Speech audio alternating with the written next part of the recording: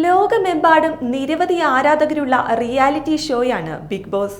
കുറച്ചേറെ മാസങ്ങളിലായി മലയാള big ബോസിന്റെ 7ാം സീസണിന് വേണ്ടിയുള്ള കാത്തിരിപ്പിലാണ് ആരാധകർ.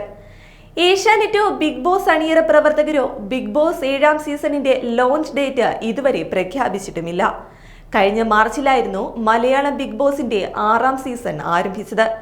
എന്നാൽ പുതിയ സീസൺ അല്പം വൈകിയേ എത്തുമെന്നാണ് ഇപ്പോൾ ലഭിക്കുന്ന റിപ്പോർട്ട്. ഷോയ്ക്ക് മുൻപായുള്ള പ്രാരംഭ ജോലികളൊക്കെ പുരോഗമിക്കുന്നതേയുള്ളൂ. അതുമാത്രമല്ല, ഏഷ്യാനെറ്റിൽ ഐഡിയ സ്റ്റാർ സിംഗർ ആരംഭിക്കാൻ പോവുകയാണ്. സ്റ്റാർ സിംഗർ പൂർത്തിയായി കഴിഞ്ഞതിനു ശേഷം ഓഗസ്റ്റോടെയാകും ബിഗ് ബോസ് സംപ്രേഷണം ചെയ്യുകയെന്നാണ് നിലവിലെ റിപ്പോർട്ട്. അതേസമയം ബിഗ് ബോസിന്റെ പല ഭാഷാ പതിപ്പുകളിലും അവതാരകർ മാറുന്ന കാഴ്ചയാണ് നമ്മൾ കാണുന്നത്. തമിഴ് ബിഗ് ബോസിന്റെ പുതിയ സീസണിൽ കമലഹാസൻ ഉണ്ടായിരുന്നില്ല. പകരം അവതാരകനായി എത്തിയത് വിജയ് സേതുപതിയായിരുന്നു. അതുപോലെ കന്നഡ ബിഗ് ബോസിന്റെ അടുത്ത സീസണിൽ കിച്ച സുദീപ് ഉണ്ടാകില്ലെന്നും പ്രഖ്യാപനമുണ്ടായിരുന്നു. അതിനാൽ മലയാളത്തിലും അവതാരകൻ മാറുമോ എന്നതാണ് ഇപ്പോൾ ഉയരുന്ന ചോദ്യം. അതോ അവതാരകനായി മോഹൻലാൽ തന്നെ തുടരുമോ തുടങ്ങിയ സംശയങ്ങൾ പ്രേക്ഷകർക്കുമുണ്ട്. എന്നാൽ പുതിയ സീസണിലെ മത്സരാർത്ഥികളെ കുറിച്ചുള്ള സൂചനകൾ ഇപ്പോൾ സോഷ്യൽ മീഡിയ കീഴടക്കുകയാണ്. ഇപ്പോൾ പുറത്തുവരുന്ന റിപ്പോർട്ടുകൾ അനുസരിച്ച് കലാരംഗത്തെ പ്രമുഖരും സോഷ്യൽ മീഡിയ താരങ്ങളും ആക്ടിവിസ്റ്റുകളും ഉൾപ്പെടെ ഒരു ശക്തമായ മത്സരാർത്ഥി നിരയാണ് അണിയറയിൽ ഒരുങ്ങുന്നത്.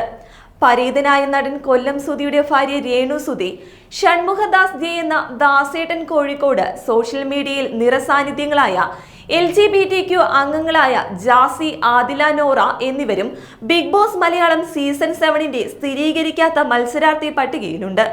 ഇവരെ കൂടാതെ മെന്റലിസ്റ്റ് അജ്മലും അവതാരകനായ രോഹൻ ലോനയും മല്ലു ഫാമിലി അംഗമായ സുജിത്തും വ്ളോഗർ പ്രണവ് കൊച്ചു എന്നിവരാണ് ബിഗ് ബോസ് മലയാളം സീസൺ 7ൽ സാധ്യതാ പട്ടികയിലുള്ള പ്രമുഖ താരങ്ങൾ.